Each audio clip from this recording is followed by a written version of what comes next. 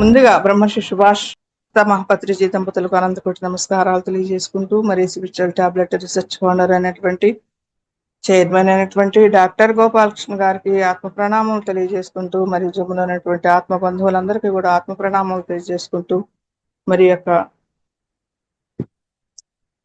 అద్భుతమైన డైరెక్టర్ పదవిని మనకి ఉంటున్నటువంటి ఆ యొక్క లక్ష్మీప్రసన్న మేడం గారికి కూడా ఆత్మ ప్రణామాలు తెలియజేసుకున్నాం మాస్టర్స్. నేను పుట్టిన ఊరు ఓడింకొల్లేనండి. మా కన్న తల్లిదండ్రులు వారి పాదాలకు అనంతకోటి నమస్కారాలు తెలియజేసుకుంటూ, 1991లో నేను భగవాన్ బాబా వారి దగ్గరికి వెళ్ళానమ్మా. వారి పరిచయం తోటి నేను అప్పటి నుంచి కూడా శుద్ధ శాకాహారిగా మారాను. అట్లా వారితోటి ప్రయాణం నాకు 20 సంవత్సరాలు గడిచిపోయిందమ్మా. ఆ 20 సంవత్సరాల కాలంలో 10 సంవత్సరాలు 15 సంవత్సరాలు బాల వికాస్ పిల్లలకి మరి బాల వికాస్ గురువుగా వాళ్ళకి చక్కగా నాకు చేతని వారికి చక్కని బోధన చేయగలిగానమ్మా.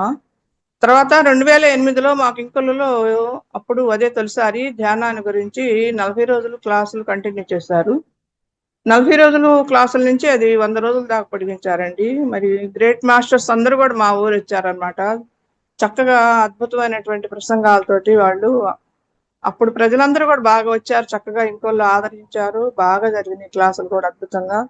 కానీ నేను భగవాన్ బాబా వారి సన్నిధిలో ఉంటానా, ఏం చేస్తున్నానంటే ఎప్పుడన్నా గుర్తొచ్చినప్పుడు ధ్యానం చేసుకుంటున్నానే కానీ ధ్యానంలోకి రాలేకపోయానమ్మా అప్పట్లో.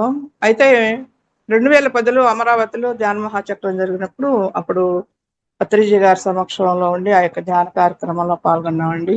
2008లో పత్రిజీ గారు ఇంకోళ్ళు వచ్చారు. ఇక్కడ పిరమిడ్ కట్టించారనమాట. వారి సొంత ఖర్చులతోటే ఇక్కడ మన ఇంటికి దగ్గరలోనే ఒక పిరమిడ్ కట్టించారు. అప్పుడు పత్రిజీ గారి దర్శనము, వారి యొక్క దగ్గర షేక్ హ్యాండ్ తీసుకోవటము, అద్భుతమైనటువంటి వారి యొక్క ప్రసంగము ఆ రోజు శాకాహార ర్యాలీలో చాలా అద్భుతంగా జరిగిందమ్మా. అయితే నేను ముందుకు ఎందుకు పోలేకపోయానంటే ఫస్ట్ నుంచి కూడా బాబా వారి భజనలలో మేము లీనమై ఉంటానా, నేను ధ్యానంలోకి రాలేకపోయాను అనమాట. గుర్తొచ్చినప్పుడు చేసుకుంటున్నాను. కానీ తర్వాత నా దగ్గరికి బాల వికాస్ పిల్లలు వస్తున్నారు కదా, వాళ్ళు ఇంట్లో పిరమిడ్ కట్టించుకున్నారు పొలంలో. ఇక వాళ్ళు ఒత్తిడి చేశారు, అమ్మమ్మ పిరమిడ్కి వెళదారా అంటే అప్పుడు 2017 నుంచి అట్లా అలవాటయ్యానమ్మా. అలవాటైతే అక్కడ మంచి గ్రేట్ మాస్టర్ ఉన్నారు ఇంకొల్లు సుభాని గారని. వారు చక్కగా మండల ధ్యానాలు నిర్వహిస్తూ బాగా చెప్పటంలో మాత్రం మంచి సీనియర్ మాస్టర్ అనమాట ఆయన. అట్లా ఆయన సాన్నిధ్యంలో మేము ఈ ధ్యానం మీద ఆత్మవిశ్వాసము నమ్మకంతో మరి ఈ యొక్క మొబైల్లో వచ్చేటువంటి పిఎంసి ఛానల్ తోటి అద్భుతమైనటువంటి విషయాలు వింటూ ఇక ఆ ధ్యానం మీదనే నా దృష్టిని పూర్తిగా నిలుపుకోగలిగాను అనమాట. ఇక నా భజనలు కూడా పూర్తిగా తగ్గించి ఏదైనా అవసరమైతే పోవటం లేదు. ఆ టైంలో 2022లో L1 క్లాసులు చేరటానికి మండల ధ్యానం జరుగుతుంది. అక్కడ మా ఫ్రెండ్స్ ద్వారా తెలిసింది, మేము L1 క్లాస్ అని పెట్టారు డాక్టర్ గారని, ఆయన గోపాలకృష్ణ గారు ఇట్లా అండ్ మేము చేరుతున్నామంటే అప్పుడు నేను కూడా చేరతానన్నానమ్మా. అప్పటికే నాకు వయసు పెద్దదేనమాట. అందరూ అన్నారు, నీకేమీ చేతవద్దు, నువ్వు అర్థం చేసుకోలేమో అన్నారు. అంటే నేను అన్నాను, నేను అది తెలుగే కదా, ఇంగ్లీష్ ఏం కాదు కదా, అర్థం చేసుకోగలను, నాకు ఇంట్రెస్ట్ ఉందని చెప్పి 2022 డిసెంబర్లో L1 క్లాసులు చేరానమ్మా. ఇక అక్కడి నుంచి జూమ్ క్లాసులు యొక్క మాస్టర్స్ తోటి అలవాటైన తర్వాత అద్భుతమైనటువంటి వాళ్ళ వాక్మటిమకు, వాళ్ళ మర్యాదకు, వాళ్ళ సహనానికి అసలు నిజంగా కూడా ఆశ్చర్యపోయిందాను అనమాట. ఓ జీవితం అంటే ఎంత అద్భుతంగా ఉంటది కావాలా. ఇన్నాళ్ళు బట్టి మనం ఇంట్లో నుంచి బయటికి రాకుండా ఉన్నాము, ఆ పల్లెటూళ్ళలో ఉంటాము, దేవాలయాలకు వెళ్తాము, అవే కానీ మరి ఈ ధ్యానంలో ఆ మనుషుల్లో దైవత్వాన్ని చూడగలము అనే సంగతి నాకు బాగా అర్థమైంది అనమాట. మనము ఇన్నాళ్ళు బట్టి మనము విగ్రహాలు ఫోటోలు పెట్టుకొని పూజలు చేసుకుంటూ గడిపాము. కానీ మనిషిలో దేవుణ్ణి గుర్తించాలంటే ఒక్క ధ్యానమే గొప్పదైన మార్గం అని తెలుసుకొని ఈ మార్గంలో నేను స్థిరపడ్డాను మాస్టర్స్. మరి ఈ యొక్క నాకు అద్భుతమైనటువంటి అవకాశం ఇచ్చినటువంటి ఈ యొక్క మహావతార్ ఫౌండేషన్ వాళ్ళకి మరి కోటి ప్రణామములు తెలియచేసుకుంటూ క్లాస్ మొదలు పెట్టుకుందామండి. డాక్టర్ గారు చెప్పినటువంటి ముందు మాట ఒక్కటి చెప్పుకుందాం మాస్టర్స్. మన యొక్క అద్భుతమైన జీవితానికి మనకి 3 పాయింట్లు కావాలన్నమాట. ఏమిటంటే, ఒకటి ఆర్థికంగా మనము స్థిరపడి ఉండాలన్నమాట. ఆర్థికంగా స్థిరపడాలంటే మనకి లక్ష్మీదేవి కావాలన్నమాట. తర్వాత మనం యొక్క ఆత్మజ్ఞానాన్ని పెంచుకోగలగాలి, ఆత్మబలం కావాలన్నమాట. ఆ తర్వాత నెక్స్ట్ మనకి ఆనంద బలం అన్నమాట. బ్రహ్మానందాన్ని అనుభవించాలి అంటే మనము ఈ లక్ష్మి, పార్వతి, సరస్వతి అనేటువంటి దేవతలని ఆశ్రయించాలన్నమాట. వీటిల్లో ఏ ఒక్కటి లోపించినా కూడా మన యొక్క భౌతిక శరీరానికి అనారోగ్యం వస్తుంది. అలా కాకుండా ఉండాలంటే మనము ఇటు సంసార జీవితంలోనూ ఇటు పారమార్థిక జీవితంలోనూ కూడా ఎటువంటి ఆలోచనలు ఉండాలి, వాటిని మనం ఎలా ఆచరణలో పెట్టగలగాలి అంటే మనము ఈ లక్ష్మీ, పార్వతి, సరస్వతిని మనము మన జీవితాల్లోకి ఆహ్వానించుకోవాల్సిందేనమాట. అట్లా అద్భుతమైనటువంటి మరి యొక్క ఇన్నాళ్ళు బట్టి దేవాలయాల్లో దేవుళ్ళని పూజించాము, కానీ ఇప్పుడు మన దేహాలయంలో ఉన్నటువంటి ఆ దేవతలని మనం ఎలా పూజించాలి? మరి మనం ఉదయాన్నే నిద్ర లేవగానే మనము ఏమనుకుంటాము? రెండు అరచేతులు తీసుకొని చూసి, కరాగ్రే వసతే లక్ష్మి, కర మధ్యే సరస్వతి, కరమూల్య స్థితా గౌరి, ప్రభాతే కరదర్శనం అని మనము ప్రాపంచికంగా ఉన్నప్పుడు కూడా ముందర మన అరచేతుల్లో ఉన్నటువంటి ఆ ముగ్గురు దేవతల్ని ప్రార్థన చేసుకొని మంచం చెప్తాం అన్నమాట. మరి అటువంటి అద్భుతంగా ప్రాపంచిక జీవితంలో ఆ దేవతలను కొలిసి ఇప్పుడు ఆధ్యాత్మిక జీవితంలోకి వచ్చిన తర్వాత వారి దగ్గర నుంచి మనం ఏమి నేర్చుకోవాలి, ఏమి గుణాలు పెంపొందించుకోవాలి అనే దానికి ఈ యొక్క లక్ష్మి, పార్వతి, సరస్వతి అనే అద్భుతమైనటువంటి కాన్సెప్ట్ అండి. కాబట్టి మనము ఇప్పుడు క్లాసులోకి వెళ్ళటానికి ప్రయత్నిద్దామండి.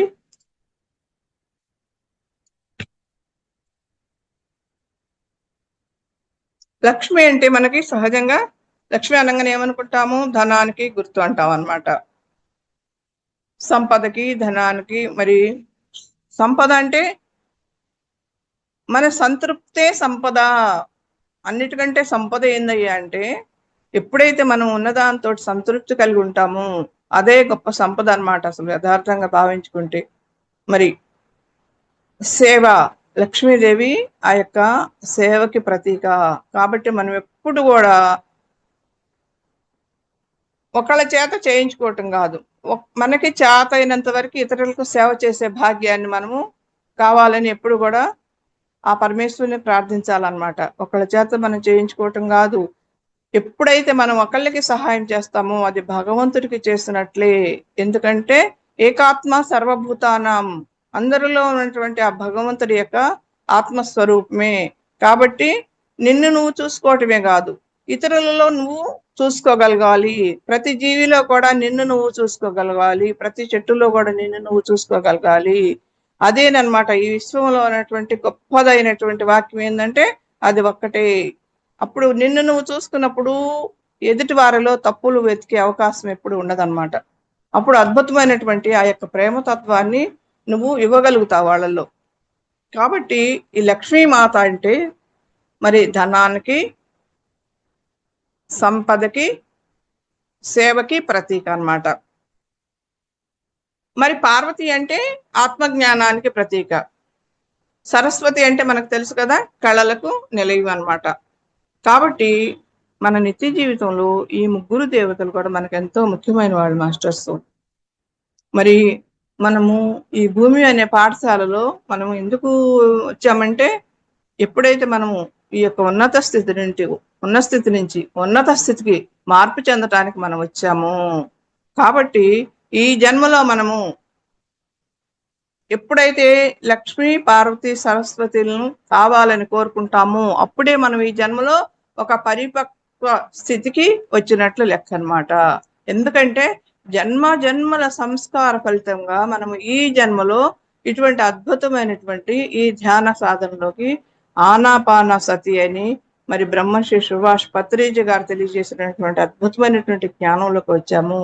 ఈ జ్ఞానంలో మనం వచ్చిన తర్వాత మన జీవితానికి కావాల్సిన ఏమిటి, మన జీవితంలో మనం అద్భుతమైన పాఠాలు ఎలా నేర్చుకోవాలి, ఎవరిని ఆశ్రయిస్తే మనకి అద్భుతమైన పాఠాలు నేర్చుకోగలము అనే సంగతి మనము గుర్తెరిగి ప్రతి ఒక్క విషయానికి చిన్న చిన్న పుస్తకాల రూపంలో అద్భుతంగా మరి డాక్టర్ గోపాలకృష్ణ గారు మనకు అందించారండి. వారికి కోటి కోటి ప్రణామములు తెలియజేసుకున్నామండి.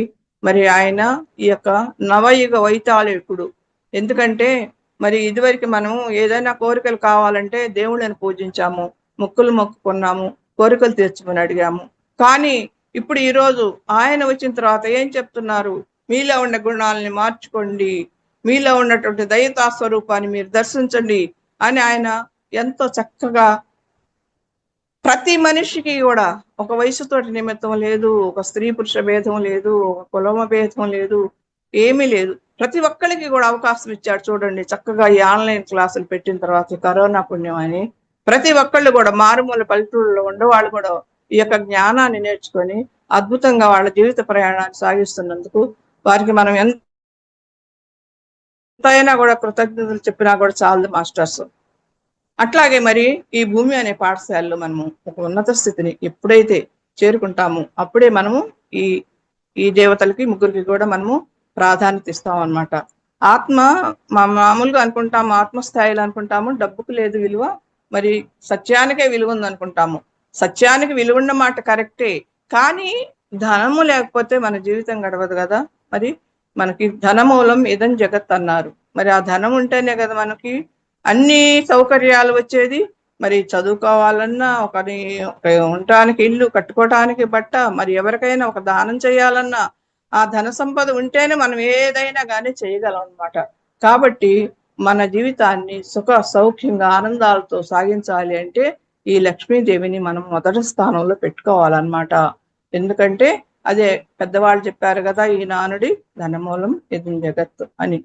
కాబట్టి ధనం లేనిది ఈ ప్రపంచంలో మన మనుగడ అనేది కొనసాగదు. కానీ అందుకని మనము మొదటగా ఆ లక్ష్మీదేవికి ప్రాధాన్యత ఇవ్వాలన్నమాట. అయితే మన యొక్క జీవిత సంస్కారాన్ని అనుసరించి మనము ముందలుగానే మన జీవిత ధ్యేయాన్ని ఒక ప్రణాళిక తీసుకొని వస్తాము. నేను ధనవంతులుగా జీవించాలా, పేదవాళ్ళుగా జీవించాలా అని ఒక ప్రణాళికతోటి ఈ భూమి మీదకి మనం వస్తాం అన్నమాట.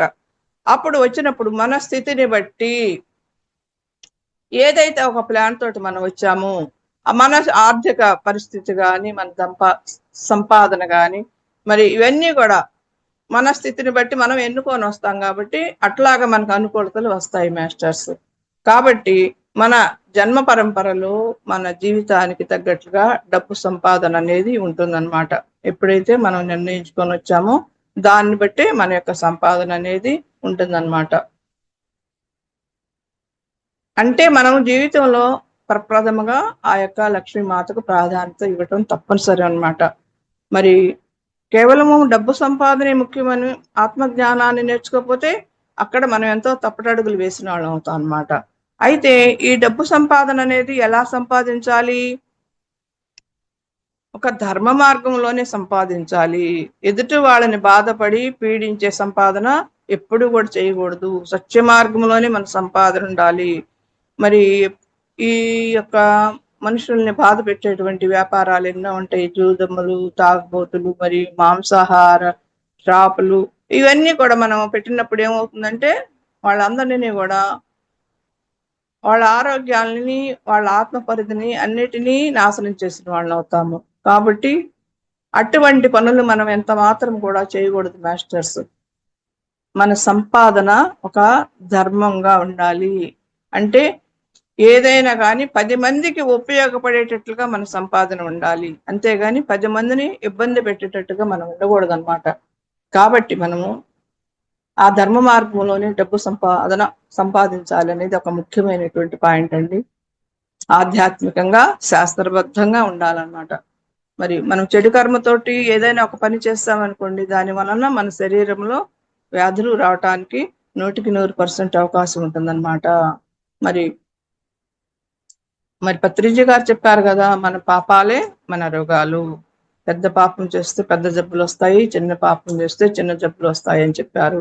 కాబట్టి మనము చక్కని అద్భుతమైనటువంటి న్యాయసమ్మతమైనటువంటి ధర్మసమ్మతమైనటువంటి పనులు చేస్తూ ప్రజలకు ఉపయోగపడేటట్లుగా అద్భుతమైన జీవితాన్ని జీవించాలి. తర్వాత మనము కొంత ధనం సంపాదిస్తాము, తర్వాత కొంత పేరు ప్రతిష్టలు కూడా తెచ్చుకుంటాము. కానీ మనకి ఎప్పుడైతే ఒక శారీరకంగా కానీ మానసికంగా కానీ సంతృప్తి లేకుండా ఒక వెలితి అనేది మన జీవితంలో కనిపిస్తుంది. ఆ వెలితి నీకు ఎందుకు వచ్చింది? ఎప్పుడైతే నువ్వు ఆ యొక్క ఆత్మ జ్ఞానానికి అడుగు పెట్టలేదో అప్పుడే నువ్వు ఆ వెలితిని అనుభవించగలుగుతావు అన్నమాట. కాబట్టి నువ్వు ఆ యొక్క ఆత్మజ్ఞానం తీసుకోవాలంటే పార్వతీమాత దగ్గరకు రావాల్సిందేనమాట. పార్వతీమాత అంటే ఏంటంటే ఆమె పరమశివుని ఇల్లాలు. ఆయన మంగళకరుడు, వైరాగ్యమూర్తి. అటువంటి ఆ వైరాగ్యమూర్తికి ఇల్లాలైనందువలన ఆమె దగ్గర కూడా ఎంతో అద్భుతమైనటువంటి ఆ యొక్క వైరాగ్య శాస్త్రము అంటే ఆధ్యాత్మిక శాస్త్రం ఆ తల్లి దగ్గర ఉందన్నమాట. కాబట్టి మనము ఆ యొక్క పార్వతీమాతని ఆశ్రయించాలన్నమాట. మనము సంపాదించిన ధనంతో ఆనందంగా ఎలా జీవించాలి అని పూర్తిగా తెలుసుకునే వరకు మనము ఆ యొక్క పార్వతీదేవి దగ్గర మన సమయాన్ని వినియోగించాలన్నమాట.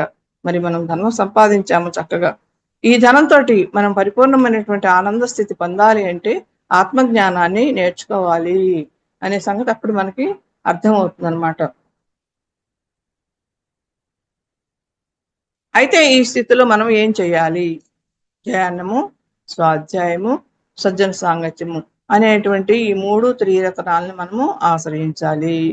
మరి ఆ యొక్క జ్ఞానాన్ని సంపాదించగలగాలి. ఈ జ్ఞానం అనేది మరి ఆత్మకు, బుద్ధికి సంబంధించిందనమాట. మరి శారీరకంగా, మానసికంగా ఉండేవి ఎక్కువగా మనము ప్రాపంచికంలో వాడుతూ ఉంటాము. కానీ ఈ యొక్క బుద్ధి, ఈ యొక్క ఆత్మ అనేది ప్రాపంచికంలో ఉన్న వాళ్ళకి కొంత పరిచయం కూడా తక్కువే ఉంటుంది మాస్టర్స్. ఎప్పుడైతే నువ్వు ఆధ్యాత్మికలకు వస్తావో అప్పుడు మనం తెలుసుకుంటాము. శరీరం అంటే నేను కాదు, నేను అంటే ఆత్మ పదార్థాన్ని, ఆత్మ అంటే శరీరము ప్లస్ మనస్సు ప్లస్ బుద్ధి ప్లస్ ఆత్మ. ఇవన్నీ కలిస్తేనే మనం ఒక ఆత్మ పదార్థంగా భావించుకోవాలి. ఇవన్నీ కలిసినప్పుడే మనము ఒక నిండైనటువంటి వ్యక్తిగా తయారవుతాం అన్నమాట. కాబట్టి మనము ఆధ్యాత్మికతో కూడినటువంటి బుద్ధిని పెంచుకొని మన యొక్క చైతన్య స్థాయిని విస్తృతపరుచుకొని జీవితకాలం ఆత్మజ్ఞానాన్ని నేర్చుకుంటూను ఎప్పుడైతే సాధన ద్వారా మన జీవిత ధ్యేయాన్ని తెలుసుకుంటామో, ఎప్పుడైతే మనం సాధన పెంచుకొని మరి ఆ యొక్క ధ్యానంలోకి వచ్చిన తర్వాత మనము ఏం చేయాలి? పూర్తిగా ఆ యొక్క శాకాహారాన్ని తీసుకుంటూ చక్కగా ఆ ధ్యానం అనేది వ్యక్తిగత ధ్యానము, సామూహిక ధ్యానము, మరి పిరమిడ్ ధ్యానము, పౌర్ణమి ధ్యానము, అమావాస్య ధ్యానము, ఇట్లా ఆ ధ్యానంలో మనం సాధన పెంచుకోవాలంటే మనం ఇవన్నీ రావాలి, ఇవన్నీ నేర్చుకోవాలన్నమాట.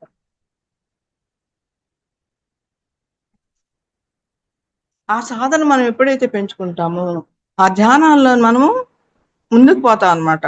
మరి మౌనాన్ని, మితాహారాన్ని ఇవన్నీ కూడా పాటించాలి. మరి మౌనం అనేది ఎందుకయ్యా అంటే మనం ఎంత మౌనంగా ఉంటామో మనలో ఉండేటువంటి ఆ యొక్క ఆత్మ పరిపక్వ స్థితికి, పరిపూర్ణ స్థితికి రావటానికి ఎంతో దోహదం చేస్తుంది మౌనం అనేది. కాబట్టి మనము మౌనాన్ని ఆశ్రయించాలి, మితాహారాన్ని కూడా ఆశ్రయించాలి. మితాహారం అంటే మనం ఇంద్రియాల ద్వారా తీసుకునే ప్రతి ఆహారం కూడా మితాహారమే మాస్టర్స్. కాబట్టి మనం కంటితోటి చూసేది, చెవులతోటి వినేది, మరి నోటితోటి మాట్లాడేది ఇవన్నీ కూడా మితాహారానికి ఒక స్పర్శ కానీ ఏదైనా కానీ అన్ని మితాహారం కిందకి వస్తాయి అన్నమాట. మనం ఇవన్నీ పాటించినప్పుడు మన సాధనని చక్కగా పెంచుకోగలుగుతాము. సాధనని పెంచుకోవాలంటే మనం మరి ఆ యొక్క గంటలు గంటలు ధ్యానం చేసి ఎప్పుడైతే ఆ ధ్యానంలో మనము ఉంటూ ఆ యొక్క స్వాధ్యాయ ముక్సులో జ్ఞానాన్ని తీసుకుంటూ మరి ఆచార సాంగత్యం ద్వారా మరి అద్భుతమైనటువంటి ఆ జ్ఞానాన్ని మనం ఎప్పుడైతే తీసుకుంటామో అప్పుడే మనము ఈ యొక్క మన థర్డ్ ఐని ఓపెన్ చేసుకోవటానికి మనకు ఎంతో అవకాశం ఉంటుంది మాస్టర్స్. సాధన సాధన సాధన సాధన పెంచుకోవాలి.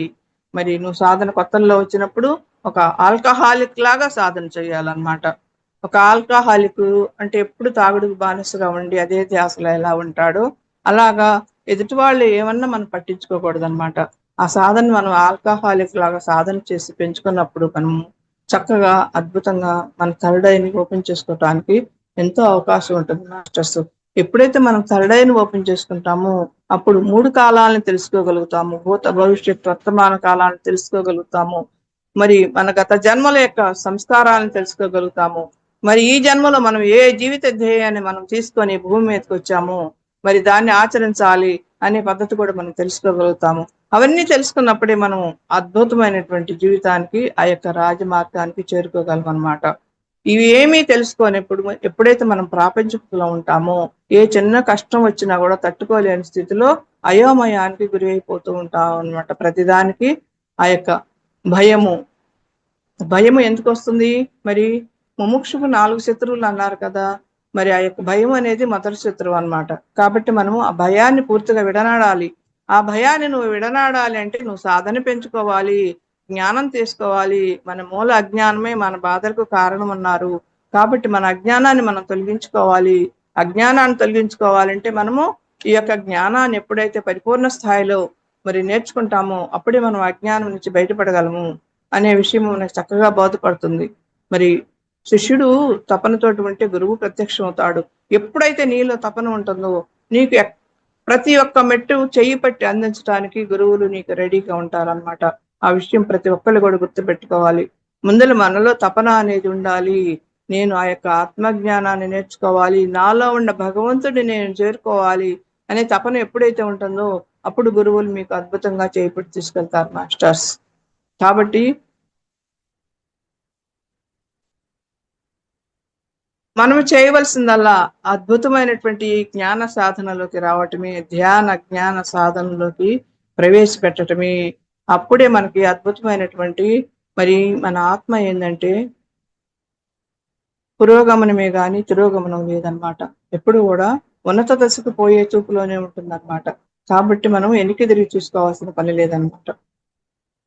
కాబట్టి ఎప్పుడైతే మనము మనలో ఉన్నటువంటి తక్కువ స్థాయి నుండి ఈ యొక్క ఎక్కువ స్థాయిని పొంది శారీరకంగా మరి మానసికంగా బుద్ధిపరంగా అన్ని విషయాల్లో కూడా సంపూర్ణమైనటువంటి ఆరోగ్యవంతులం అవుతాము. ఎప్పుడైతే ఈ యొక్క సృష్టి స్థితి లయ అన్న విషయాలు మనకు బోధపడతాయో మన దృష్టిని పార్వతీదేవి నుంచి అప్పుడు సరస్వతీదేవికి మార్చుకోవాలి. ఈ విధంగా మరి మన నిరంతర సాధనలు ఆధ్యాత్మిక మూలమైన ఆ యొక్క 3వ నేత్ర పరిపూర్ణత అయ్యే వరకు మనము సాధన చేసుకొని ఆ యొక్క అతీంద్రియ శక్తిని మనం ఉత్తేజం చేసుకొని మరి ఆ యొక్క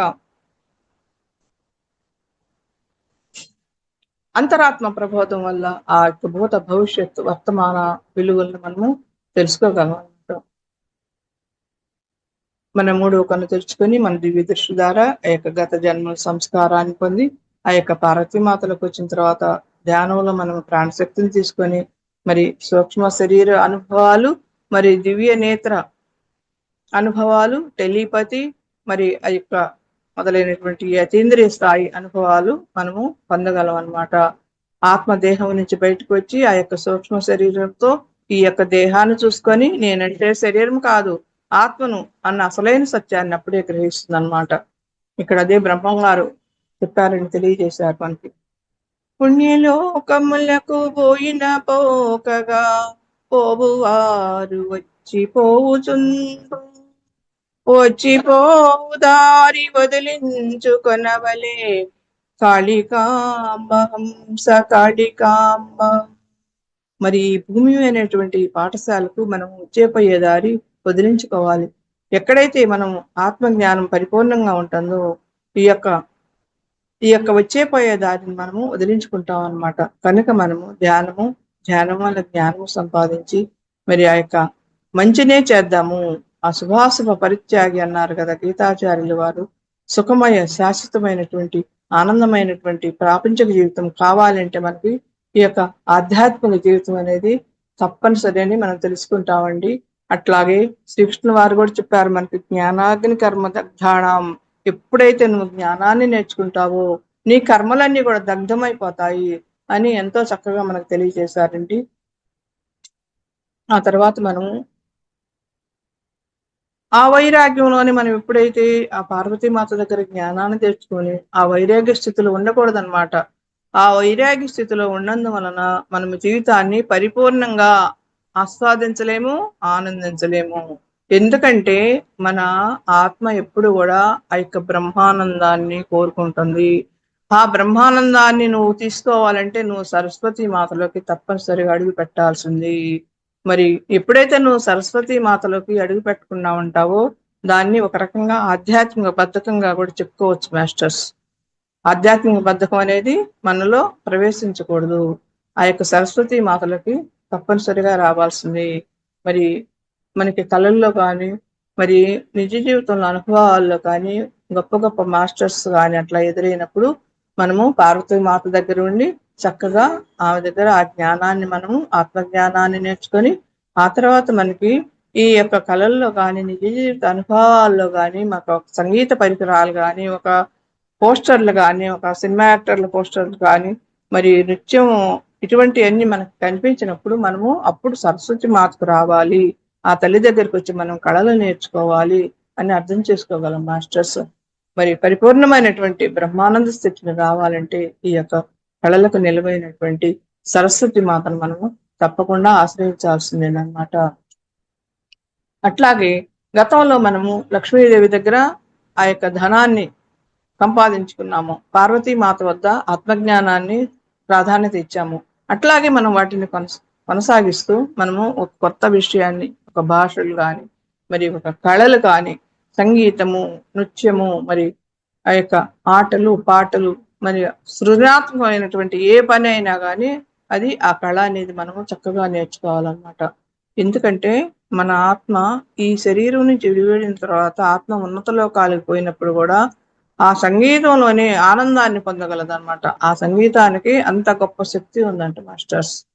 కాబట్టి ఆత్మ ఇతర లోకాల్లో ఉన్నప్పుడు ఎంతో ఆనందంతో ఉండాలంటే మనము ఈ కళలు తప్పనిసరిగా నేర్చుకోవాలి. కేవలము ఆధ్యాత్మికతో ఉంటే కళల్లోకి మనం వెళ్ళకపోతే ఏమవుతుందంటే ఆధ్యాత్మిక బద్ధకంగా పేర్కొంటామని ఇప్పుడు చెప్పుకున్నాం కదా, అట్లాగనమాట. ఎక్కడ స్థిరమైన అభిప్రాయాలతో మనం ఆగిపోకూడదు. ఎప్పుడు కూడా మనము డైనమిక్ గా ఉండటానికి ప్రయత్నించాలి, కానీ స్టాటిక్ గా ఎప్పుడైతే ఆగిపోతామో మనకి ఎదుగుదల అనేది ఉండదు మాస్టర్స్. మరి నిత్య జీవితంలో మనము ఎంత చక్కగా ఎదగాలంటే మనము అద్భుతమైనటువంటి ఆ యొక్క డైనమిక్ గుణాలు పెంచుకుంటూ ముందుకు పోవాలన్నమాట. కాబట్టి మనము లక్ష్మి దగ్గర ఆగిపోకూడదు, అలాగే పార్వతీదేవి వద్ద ఆగిపోకూడదు. మరి సరస్వతి మాత దగ్గరికి వెళ్ళకపోతే మనము కొన్ని సమస్యలు అనుభవించాల్సి వస్తుందన్నమాట. మరి శారీరకంగా కానీ మానసికంగా కానీ ఇబ్బందులు అనుకోవాల్సి వస్తుందన్నమాట. కాబట్టి మనము ఎవరి దగ్గర నేర్చుకోవాల్సింది వారి దగ్గర నేర్చుకోవాల్సింది తప్పనిసరిగా కంపల్సరిగా. మరి ఆధ్యాత్మిక శాస్త్రం మనం పూర్తయిన తర్వాత మనకి ఒక కళలకు సంబంధించి కానీ అనుభవాలు కానీ మనకి మరి కళల్లో కానీ కనిపిస్తే అర్థం ఏంటంటే మనము ఈ యొక్క సరస్వతి మాత దగ్గరికి రావాలి అని అర్థం చేసుకుంటాము అని తెలుసుకున్నాము. కాబట్టి ఇప్పుడు షుగరు, రక్తపోటు, మరి థైరాయిడ్ ఇవన్నీ కూడా మనకి దీర్ఘకాలిక వ్యాధులు ఎందుకు వస్తున్నాయి అంటే మనం ఎప్పుడైతే ఆ కళల్లో నేర్చుకోకుండా అశ్రద్ధ చేస్తున్నామో మరి అవన్నీ కూడా మనకి రావటానికి అవకాశం ఉంటుందన్నమాట.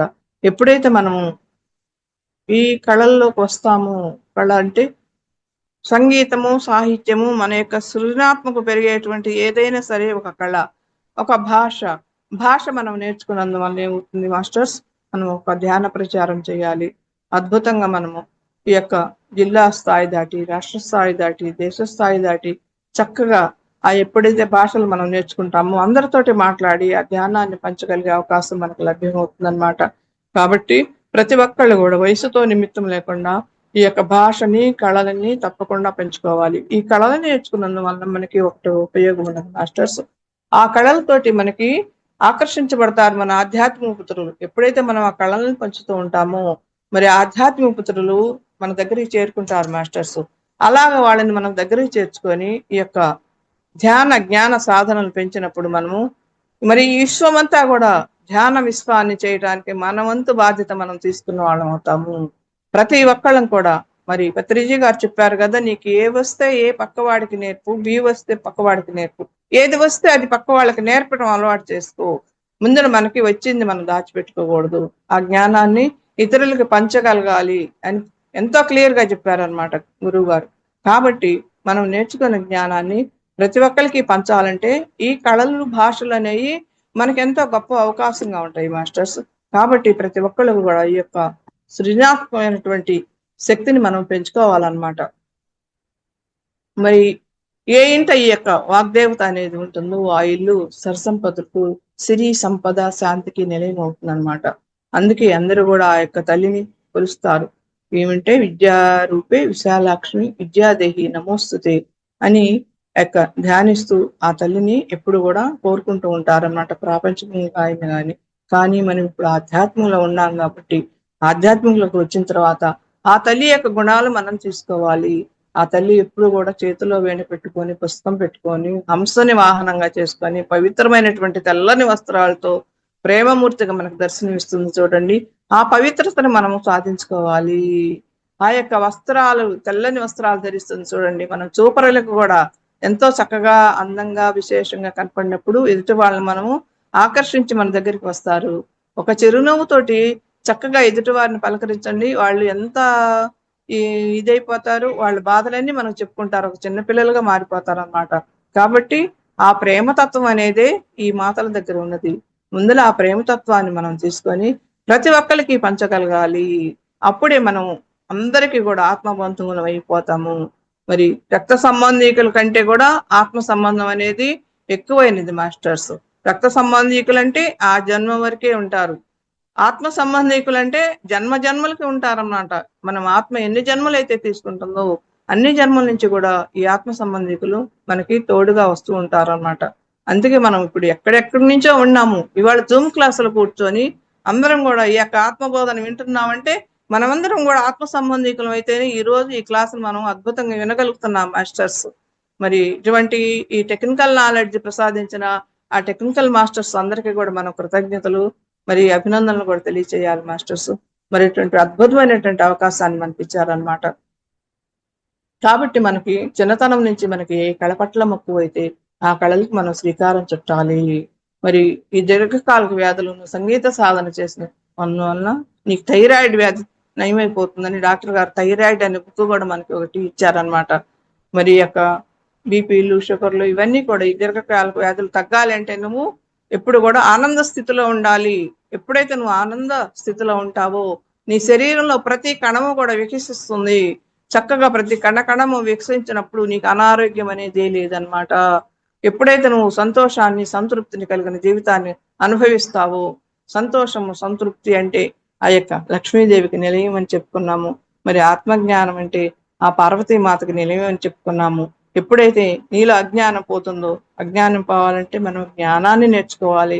ఆ జ్ఞానాన్ని ఎప్పుడైతే నేర్చుకుంటామో అజ్ఞానం పోయినప్పుడు ఏమవుతుందంటే సర్వులను ప్రేమించగలిగేటువంటి గొప్ప స్థితిని మనం అందుకుంటాము. ప్రతి జీవిని కూడా, ఒక మనుషుల్నే కాదు, ప్రతి జీవిని కూడా ప్రేమించగలిగేటువంటి గొప్ప స్థితిని మనం అందుకోగలం అనమాట. కాబట్టి ప్రతి జీవిలో కూడా నిన్ను నువ్వు చూసుకోగలుగుతావు. అంత గొప్ప స్థితికి మనం ప్రతి ఒక్కరం కూడా రావటానికి ప్రయత్నించాలి మాస్టర్స్. మరి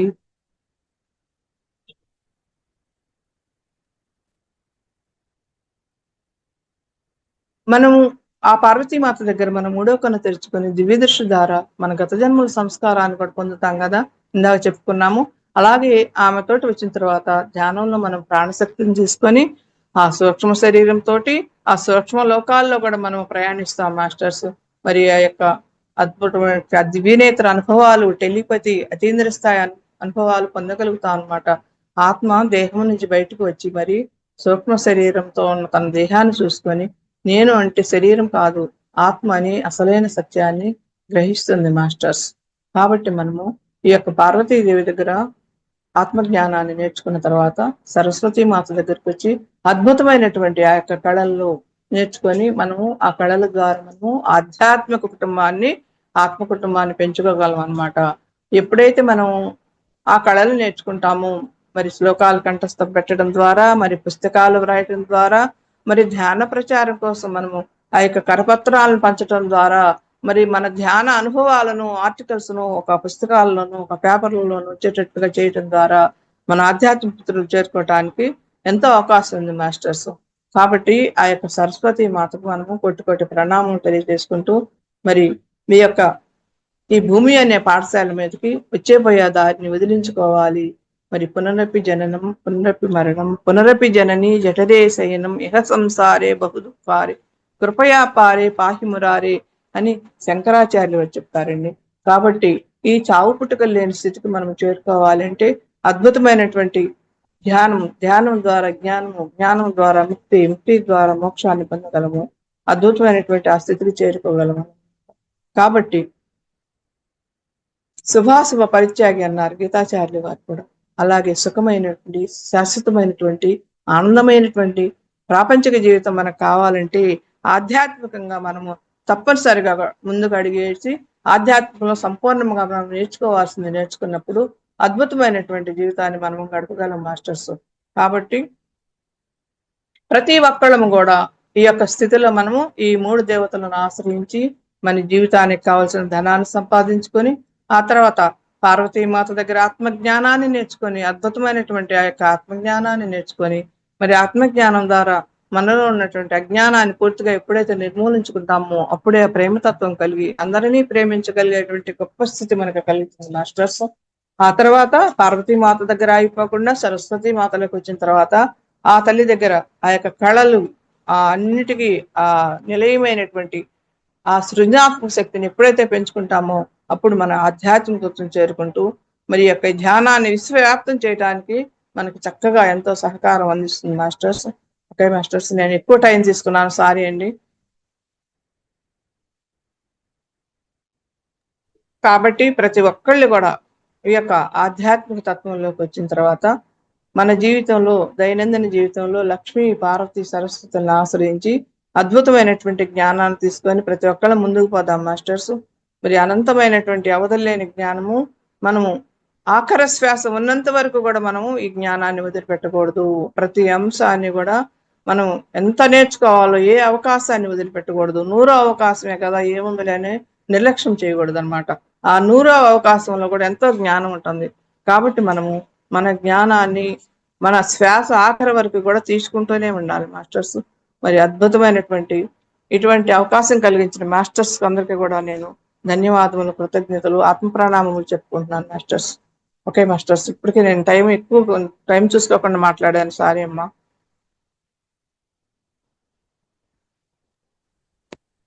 మనకు 7:30 వరకు మేడం టైము. చాలా అద్భుతంగా క్లాస్ చెప్పారు. లక్ష్మి, పార్వతి, సరస్వతి ఎప్పుడు మనం ఎలా ఉంటే మన జీవితంలోకి ఎవరు ఆహ్వానించుకుంటామని ఇంత మంచి జ్ఞానం ఈ రోజు మాకు ఇచ్చినందుకు అవతార్ ఫౌండేషన్ తరఫున మీకు అనంత కోటి ఆత్మ ప్రణామాలు తెలియజేసుకుంటున్నాము మేడం. ఎంతో అద్భుతమైన ఈ అవకాశాన్ని అందించినందుకు నాకు కూడా చాలా సంతోషంగా ఉంది నాన్న. జూముల మాస్టర్స్ అందరికీ కూడా ఆత్మ ప్రణామాలు తెలియజేసుకుంటున్నాను. మరి ఇంతసేపు ఓపికగా మీ టయాన్ని పెట్టి మరి జ్ఞానాన్ని విన్నందుకు. ఇంతకంటే ఆనంద స్థితి జీవితంలో ఏమీ ఉండదేమో అనిపిస్తుందమ్మా. ఎంత ధనం సంపాదించినా కూడా ఈ జ్ఞానాన్ని మనం 10 మందితో పంచుకోవటమే అన్నిట్లోకి గొప్ప స్థితి అని నేను అభిప్రాయపడ్డానమ్మా. మరి చిన్న మరి నేను పల్లెటూరులో పుట్టి పెరిగాను. ఓన్లీ 10th క్లాస్ వరకే చదువుకున్నాను. మరి ఆ యొక్క ఉమ్మడి కుటుంబంలో ఉంటూ మరి ఆ పనులు చేసుకుంటూ మరి ఇప్పుడు చివరి దశలో ఈ ధ్యానాన్ని నేర్చుకొని అద్భుతమైనటువంటి ఈ వెలుగుదారిలోకి వచ్చిన తర్వాత ఎంతో ఆనందంగా ఉంటుందమ్మా. అప్పుడు మన శరీరంలో ఉన్న బాధలు కూడా మనకి తెలియవు అనమాట.